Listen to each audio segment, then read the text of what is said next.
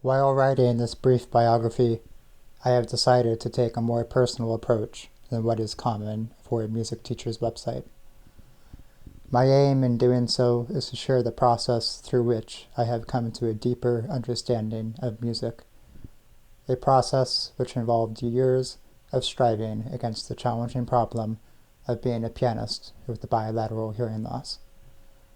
Although the understanding I have come to may not be unique to myself, insomuch as the ability to discover the truth is common to all men, I have nevertheless arrived at it by passing through a kind of difficult experience and resulting application of thought, which I am certain is individual. What follows is an abridged account of the journey I have been on since I was 4 years old. This is the story of how, being deaf, my ears were opened. When I was a toddler, close family friends began to notice that I would not always answer when spoken to. I was responsive when I could see the person speaking to me, yet any time that I did not have a direct line of sight, it was as though I could not hear anything. My parents began to notice this pattern themselves when they started paying closer attention to how I interacted with them at home. They initially thought I was being a defiant toddler and testing boundaries, as is common for that age, but soon came to realize that there might be a deeper issue involved.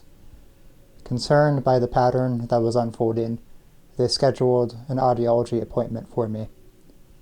It was Christmas Eve, 2002, when my parents took me to my first audiology appointment at Seattle Children's Hospital. I was 4 years old. At the end of the appointment, we learned that I had a hearing loss, though it was still unclear exactly what kind it was. In light of this, the audiologist ordered me to return for more testing so that the root of the issue could be identified. With any luck, the resulting diagnosis would help us to discover what kind of hearing aids I needed in order to improve my situation. Over the next several months, I went to many more appointments, including visits to audiologists, otolaryngologists, and time spent in an MRI machine. Once I had been fully evaluated, I was diagnosed with enlarged vestibular aqueduct syndrome, also known as EVA. EVA is a disorder which affects the shape of the vestibular aqueduct, an organ of the inner ear. It is considered to be an orphan disease because it affects a small number of people, roughly 200,000, across the entire United States. While EVA does not cause hearing loss in itself, it is thought to be a symptom of an underlying genetic condition which is the root cause of related hearing deficiencies. This underlying condition can also affect other organs of the inner ear. In my case, both the vestibular aqueduct and the cochlea are misshaped. Examining the position and shape of both organs is useful to understand how their malformation can affect hearing. The vestibular aqueduct and the cochlea are embedded in the temporal bone, the part of the skull just above the inner ear. Vestibular aqueducts are narrow, bony canals that travel from the inner ear to deep inside of the skull. They connect and transmit fluid between the vestibule and the lymphatic sac and the cochlea. Think of them as a highway which connects those organs together. When vestibular aqueducts are larger than 1 millimeter, they are considered to be enlarged. Adjacent to the vestibule, the cochlea is the last organ of the inner ear, connecting directly to the auditory nerve. Healthy cochleae are formed into a snail shell pattern that has 2.5 spirals. It has been theorized that each spiral of the cochlea extends the octave range of hearing for the mammals that have them. My cochleae only have 2 spirals. While the vestibular aqueduct is responsible for detecting movement and gravity, cochleae detect sound waves and transmit them into the nerve signals, which are then sent to the brain. As such, the cochlea can be considered as the ambassador between the external and internal world. Both organs work together to create normal balance and hearing. Although my vestibular aqueduct and cochlea are malformed in comparison to the standard, their structure is symmetrical between both of my ears. Mysteriously, my hearing is asymmetrical even though the affected organs are the same on each side. The hearing loss in my right ear is far greater than that in my left. In order to compare the difference between both sides, as well as to illustrate how I interact with sound in the world, it is necessary to take the frequency and volume of sound into account. Audiologists use a method known as the pure tone test to diagnose hearing loss. Its purpose is to discover the lowest volume of sound at which a particular frequency is perceived, also known as the hearing threshold. Hearing threshold is measured by using a graph where the vertical axis accounts for the volume of sound and the horizontal axis accounts for the frequency of tone. Volume is measured in decibels, whereas frequency is measured in hertz. This graph provides a map of reference for audiologists, as the places where both factors intersect show how loud a certain frequency has to be for the patient to hear it.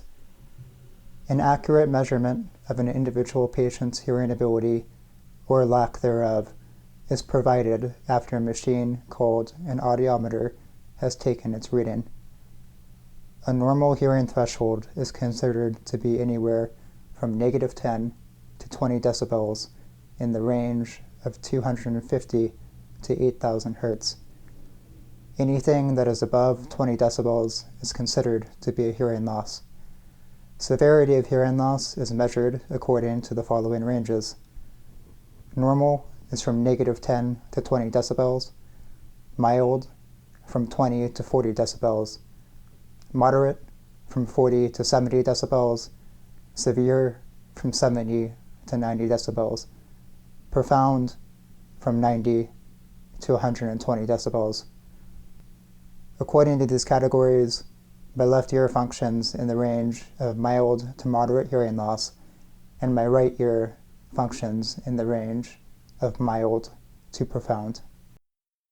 My hearing threshold fluctuates according to frequency of sound and which ear is listening.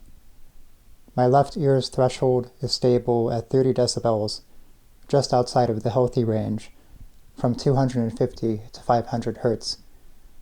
It improves to a normal level of 10 decibels between 3,000 to 5,000 hertz. After that peak is reached, it plummets to 60 decibels at 8,000 hertz. My right ear is in a far worse condition. Its threshold is stable at 35 decibels between 250 to 500 hertz before plummeting to a low of 100 decibels at 6,000 hertz. This is followed by a slight increase back to 90 decibels at 8,000 hertz.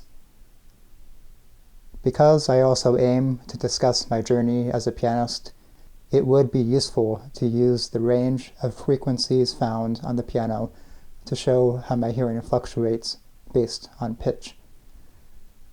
The fundamental frequencies of a modern piano range from a low of 27.5 Hz at A0 to a high of 4,186 Hz at C8. Comparatively, pure tone tests examine the range of 250 to 8,000 Hz. It is unclear how my hearing affects my ability to perceive the lower half of the piano, A0 to C4, because the pure tone testing range starts just before middle C. My threshold is stable at 30 to 35 decibels in the range of C4 to C5. After C5, the hearing capabilities of each ear splits off in opposite directions. My left ear's threshold improves between C5 to C8 and reaches its height of 10 decibels right before the last note on the keyboard. My right ear's threshold plummets and reaches a low of 90 decibels in the same range. This creates an 80 decibel discrepancy between the hearing threshold of each ear at the upper end of the piano. For context, 80 decibels is roughly equivalent to the din of traffic during rush hour in downtown Seattle. While my left ear can hear notes in the range of C7 to C8 at the volume of quietly rustling leaves, those very same notes would have to be as loud as the average chainsaw for my right ear to perceive them. Such a discrepancy makes it incredibly difficult to listen for nuance of sound in the keyboard's upper register, let alone to hear the notes themselves without amplification.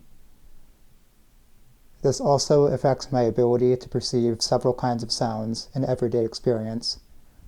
Words lose their clarity. It is difficult to find where sound is coming from, and talking to friends in a busy restaurant becomes a near impossibility. Sounds that should be easily audible require great strain to understand. Although I can recognize the presence of sound, I often lack the clarity to decipher it, rather like seeing a distant sign while driving down the highway. The sign can be seen. Perhaps the number of words can be counted, but distance prevents from seeing the letters clearly. Its message cannot be understood, even though the sign can be recognized for its purpose. Such is how I would experience sound in the world without amplification. To counteract this, I was given a pair of hearing aids that amplified sound to both ears, a system known as binaural amplification. Though my ears were still not completely balanced, even with the extra help, wearing binaural hearing aids made it so that my hearing loss hardly presented any real problems. In this manner, my ears were able to work together and bring me to a near normal level of hearing. I was able to function like any regular kid while wearing them. My journey as a pianist began when I was 7 years old, after I started taking lessons with a teacher who lived in an adjacent neighborhood.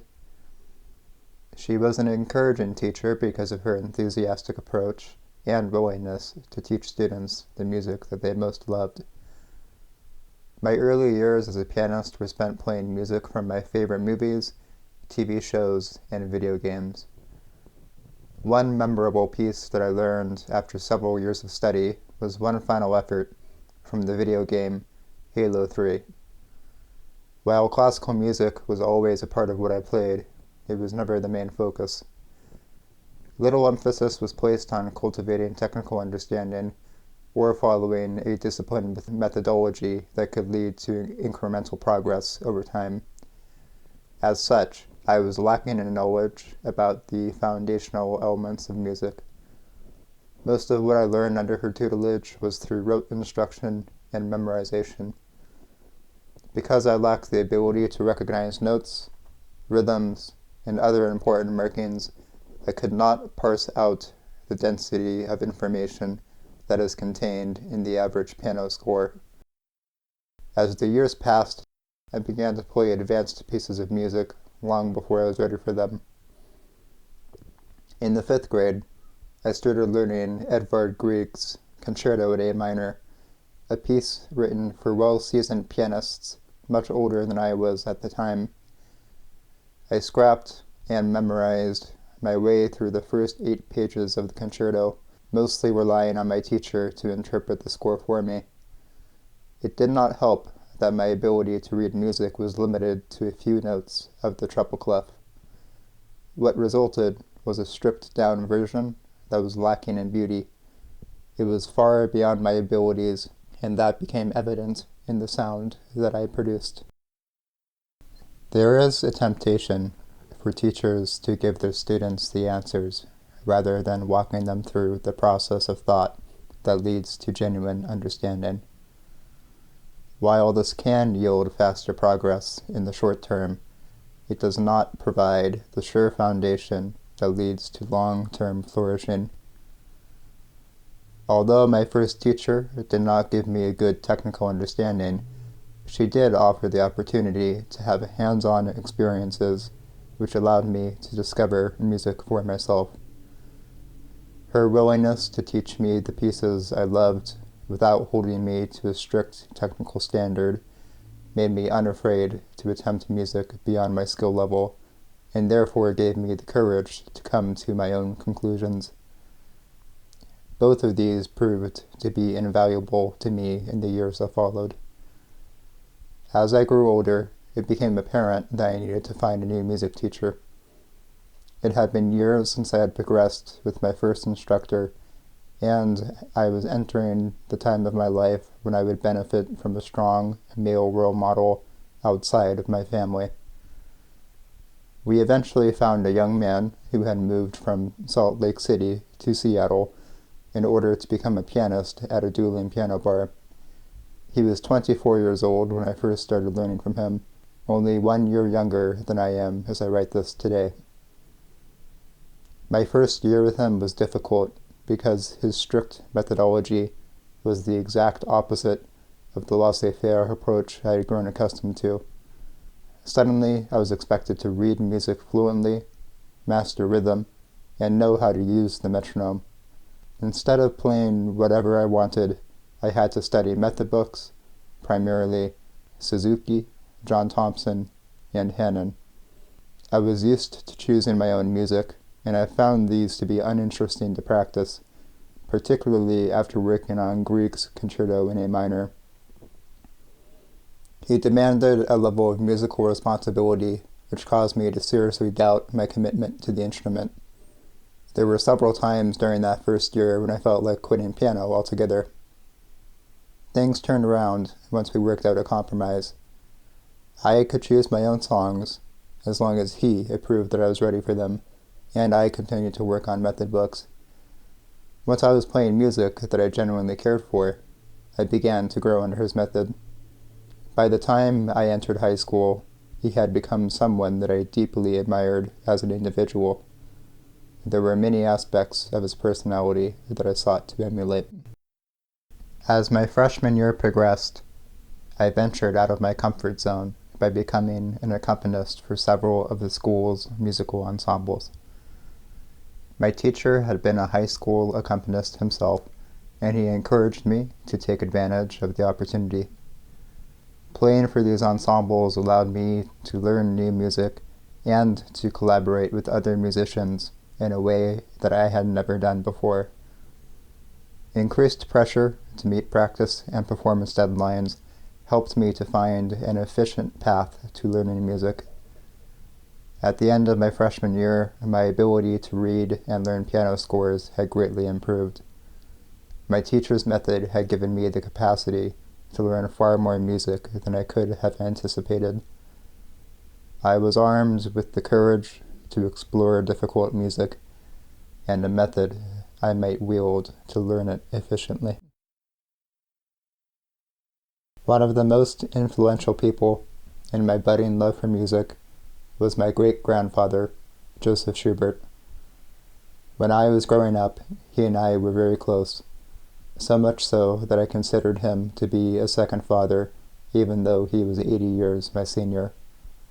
He was a colorful character who had many stories to share from his long life, particularly about his experiences in the Second World War. Joseph Schubert was a decorated combat veteran who had seen action in the European theater, ultimately earning his Purple Heart in the Champagne-Ardenne forest when he was struck by mortar shrapnel. He had a deep appreciation for classical music, particularly for Johann Strauss and the Romantic piano repertoire. This appreciation led him to be very encouraging of my early pianistic endeavors. Although I was nothing special at the time, He valued my effort in such a way that it gave me greater confidence in myself as a musician. The Schubert home was a place where I felt proud to share my musical abilities and where I had the freedom to discover new music for myself. I fondly remember listening to various piano concertos at his house, chosen from his impressive selection of classical music CDs. His favorite piece, as he told me many times, was Liebestraume No. 3 by Franz Liszt. I loved my great-grandfather dearly, so it became a dream of mine to play his favorite piece for him before he died. However, the difficulty of Liebestraume far exceeded my abilities at the time. When I brought it to my teacher, he said that I needed to mature as a pianist before attempting it. At first I followed his advice, but I eventually realized that I did not have that much time to wait. My great-grandfather was at the age when his life could end at any moment. I could not bear the thought of him passing before I had the chance to perform his favorite piece. Once I understood this, I ignored my teacher's advice and started learning Liebestraume anyways. He was correct that it was far beyond my skill level, but I did at least succeed in learning the first page and a half. In October of 2013, my great-grandfather's health began to fail, and it soon became evident that his time had come. One night, in the middle of November, my mother and I decided to pay him a visit at his home. At this point, he was bedridden, though lucid and still fully himself. I took advantage of the opportunity to play what little part of Liebestraume that I could for him. Luckily, there was an upright piano on the side of the wall opposite to his headboard. As I played the first page and a half, he raised his hands and conducted to the music. My playing was not particularly good, but it did not have to be. The meaning of the moment transcended the quality of the performance. When he later fell into a coma and drew close to death, I fervently practiced Liebestraume on the piano adjacent to his bed. I hoped to learn the whole piece so that he could hear it before he died, even if he was not fully conscious. Because it was too difficult, I ended up playing the same page and a half for many hours. Once, while I was playing, my aunt decided to check on him to see if he was still alive.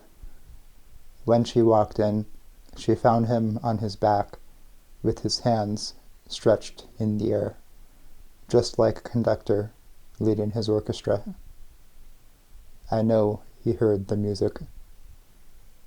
Joseph Schubert died at the age of 95 on November 18th, 2013. I was 15 years old.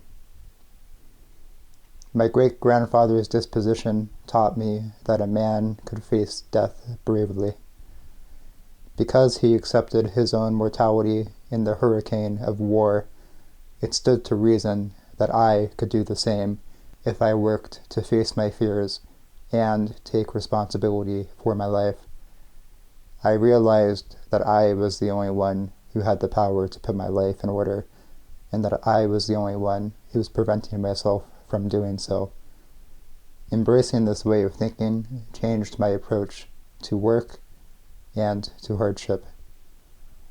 Through Liebestraume, my great-grandfather and I shared a powerful experience, one that was made more beautiful because of the darkness that surrounded it. I learned that music could be a means through which deep truths were revealed, that if one could learn to pay attention in that proper way, he might encounter God through the beauty and goodness of its forms. It gradually became apparent to me that I was supposed to pursue music seriously, and that somehow my hearing was an integral part of the journey. As time went on, I began to view my hearing loss as something that was given to me for a higher purpose. For years, it had seemed to be a curse without reason for its cruelty, Yet, I came to realize that through truthful searching and the grace of God, it could become a blessing. I learned to bear that cross without bitterness, and I came to accept my hearing loss for the first time in my life. During the following summer, I became obsessed with finishing Liebestraume. My great-grandfather had died 8 months before, yet I was still bothered that I had not performed the entire piece for him. I resolved to finish what I had started. The days blurred together as I practiced from morning until past dark. Progress was slow, hotly contested, and brutal to achieve. It soon became apparent that I was wrestling with old demons, even as I was struggling to learn the music. All of my willpower was required to continue onward through the effort of battling these twin difficulties. It was the greatest challenge I had yet faced. I was willing to die if it meant that I would succeed. After several months of strife, I achieved my goal, exhausted, but grateful to have persevered. Having slain the dragon that menaced me, I took its gold as my own. This victory in learning Liebestraume greatly increased my abilities as a pianist. During my last 2 years of high school, I was able to take advantage of musical opportunities that I could not have imagined prior to passing through that trial. An explosion of growth that culminated during my senior year when I returned to Grieg's Concerto in A minor. Though I had been woefully unprepared when I first attempted it 7 years prior, time and experience had made me ready for its challenges. Entering university, I was full of the hope that more battles could be won, and that I could continue to grow at a similar rate. Such were my first 11 years as a pianist. In early 2014, my audiologist recommended that I transition from the binaural hearing aids I had worn for 10 years to a monaural system known as BiCROS.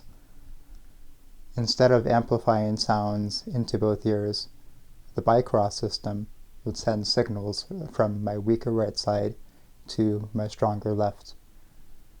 She argued that it would be beneficial to use a BiCROS system because my right ear was so damaged it would be just as well for my left ear to do all of the processing. Such a system is useful for individuals who are completely deaf in one ear. However, my right ear, though damaged, still had some ability to hear. Her advice was ultimately against the best interest of my hearing. I was personally drawn to wearing a BiCROS system because it was less visible than my binaural hearing aids were. My old pairs were massive and conspicuous, with molds that filled my concha and bodies which spanned from helix to lobe. It was impossible to wear them discreetly. Had I chosen to upgrade to a new pair of binaural hearing aids, I would have been stuck with a similarly large, clunky model. I jumped at the opportunity to have hearing aids that could not be easily noticed. This decision led to consequences which changed the course of my life forever. When I entered university, I decided to focus on classical music full-time. My experience with my great-grandfather had convinced me that I needed to pursue music seriously, and I sought to hone my pianistic skills at the collegiate level. Before I could become the musician I wanted to be, I knew that I had to come to a deeper understanding of my craft. My eclectic musical education, with minimal focus on the classical repertoire, left me with serious holes in my technical knowledge of the piano. One major problem was my extreme bodily tension, which prevented me from fully relaxing at the instrument.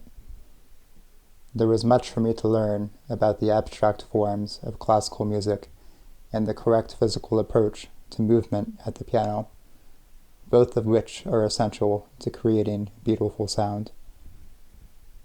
I was unaware of how little I knew until I started studying with my professor at college. He was a genius pianist who placed a level of expectation on me that was far higher than anything I had experienced in the past. Expectation that I did not have the ability to meet. Part of the reason for this was because of the limited methodology that I had learned when I was younger. The old techniques I followed were linear and powerful for learning the foundational elements of music, primarily the notes, rhythm, and tempo. However, they could not account for the multi-layered nuances of the advanced piano repertoire. They covered the horizontal aspects of music without any attention to the vertical. What resulted was playing that sounded flat and directionless. While useful for shorter pieces, they were insufficient when applied to large-scale works.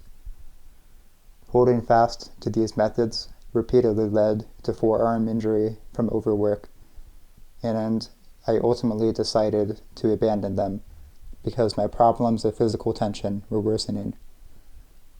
This was done so that I could find a better way to learn music while under fire, yet doing so left me with no real approach. I found myself confused instead of enlightened. Because I no longer had a path to follow, practicing became an intense struggle. I looked to my professors to guide me with a better method for learning advanced pieces. Throughout all of this, I began to notice a strange phenomenon. I had strong ideas about the sound I wanted to produce, yet no matter how I practiced, it always seemed to escape me. This was not for lack of effort, as I spent multiple hours daily at the instrument throughout my years at university. It was rather like there was something obscuring my ability to hear what was right in front of me.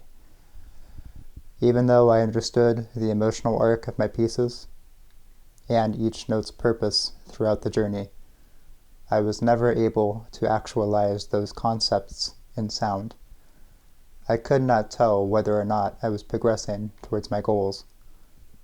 Strain though I may, I never heard things clearly. Worsening physical tension, a strange inability to hear, and failure to meet my professor's expectations caused frustration to become despair. I found myself spinning in circles with no clear way out. It did not help that my professors were unable to answer the technical and methodological questions I had come to university to resolve. At the end of my first year, I found myself in a position that was worse than where I had started. That following summer, I had the opportunity to attend a classical music festival in Oxenhausen, Germany. Pianists, composers, and organists from around the world were coming together to practice their craft under the instruction of highly respected teachers. When I arrived, I was greatly surprised by the immense talent of the other pianists. I found myself surrounded by people who had been studying classical piano for their entire lives, whereas I had only been focusing on it seriously for 1 year. Several of them have since become world-class performers. Seeing the distance between my international colleagues and myself convinced me that I would not bridge the gap at my then university. Returning home, I decided to transfer.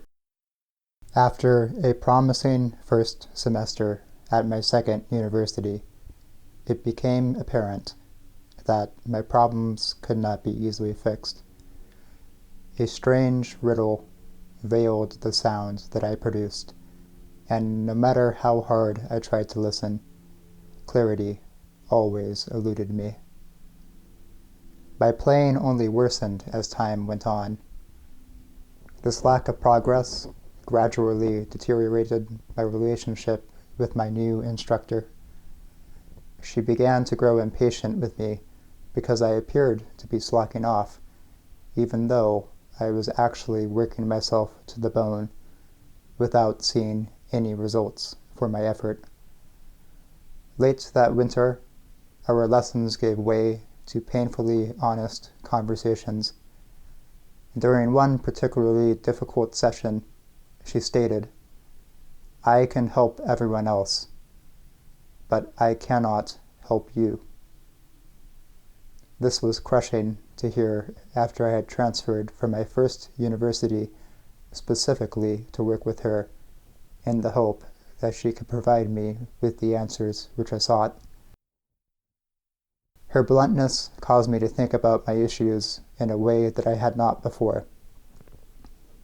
What was it about me that was unteachable? What did I have that no other student did? I was shocked to realize that my hearing was at the root of my pianistic issues. Because I emotionally conquered my hearing loss in 2014, I had stopped considering it as a negative influence in my life. As far as I could see at the time, it did not hinder me socially or musically. I only came to consider it again after all other options had been exhausted.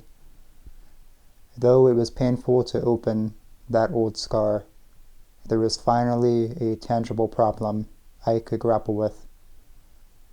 By taking my hearing loss into consideration, I was able to find solutions that helped me hear myself more clearly. Recording and playing back everything that I practiced with my iPhone was a particularly effective method. My playing began to improve drastically in the subsequent months. When I returned to Oxenhausen for a second time that summer, I received an honorable mention for my performances at the ending competition. I was finally making forward progress after years of spinning in place. However, these solutions only offered a kind of symptomatic treatment for a disease that could not be cured. Having finally discovered the name of the demon I was fighting, I was confronted with an impossible difficulty. In his book titled The Master and His Emissary, Dr. Ian BiCROS explores the different functions of the brain's two hemispheres and how they work together to create a complete picture of the world.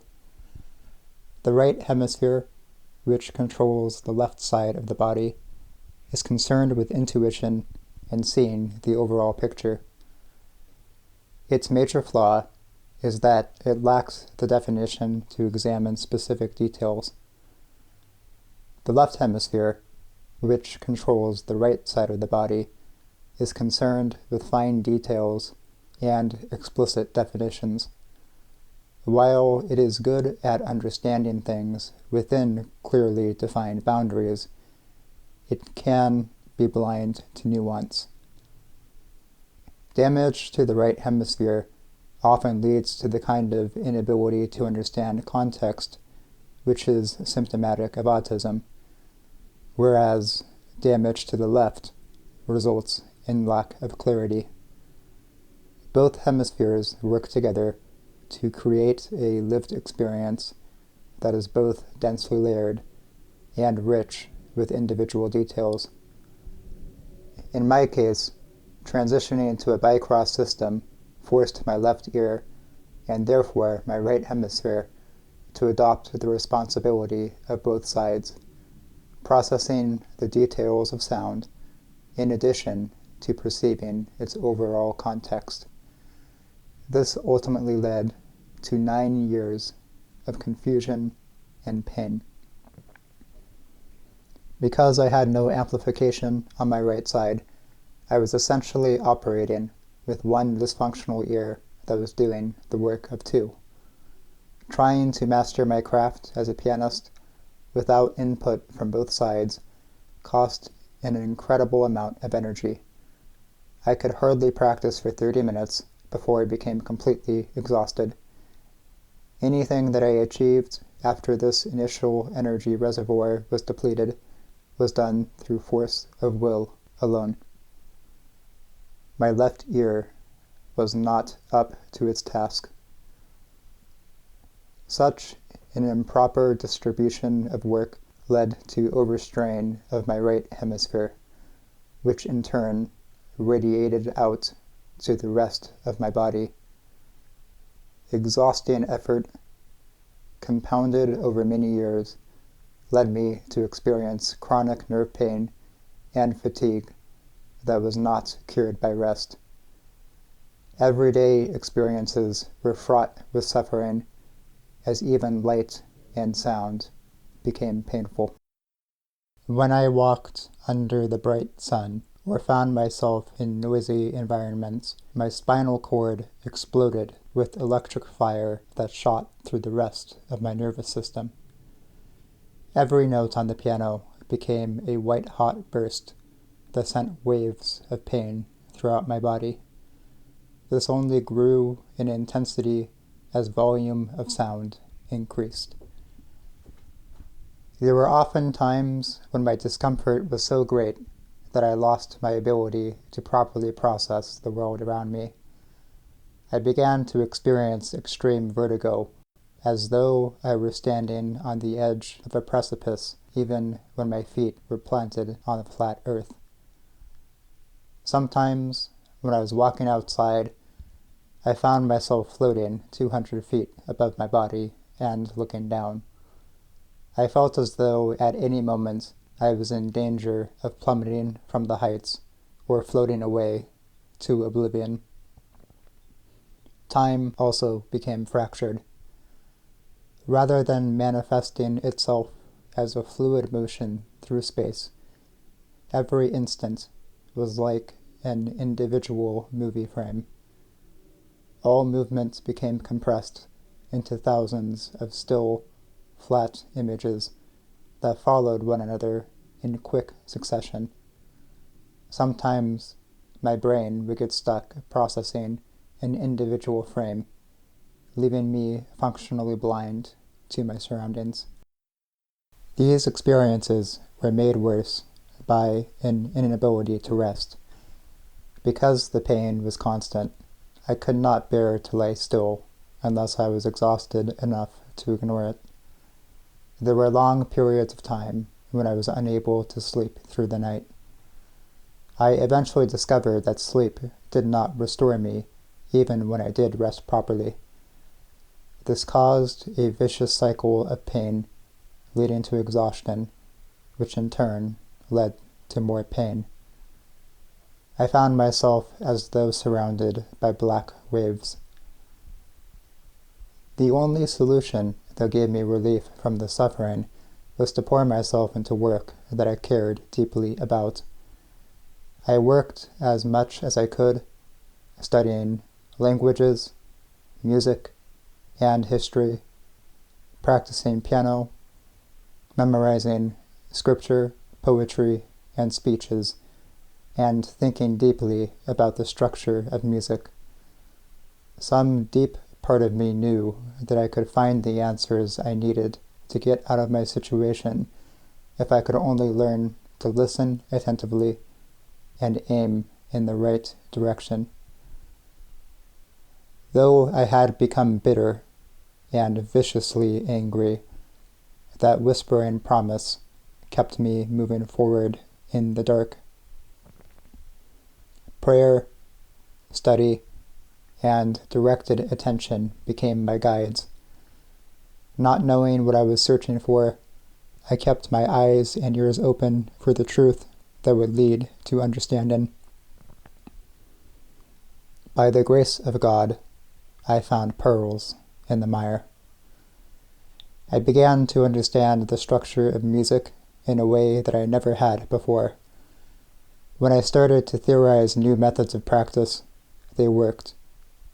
It terrified me that these methods were successful after years of blind struggle. I was at last starting to receive the musical knowledge I had been searching for in university.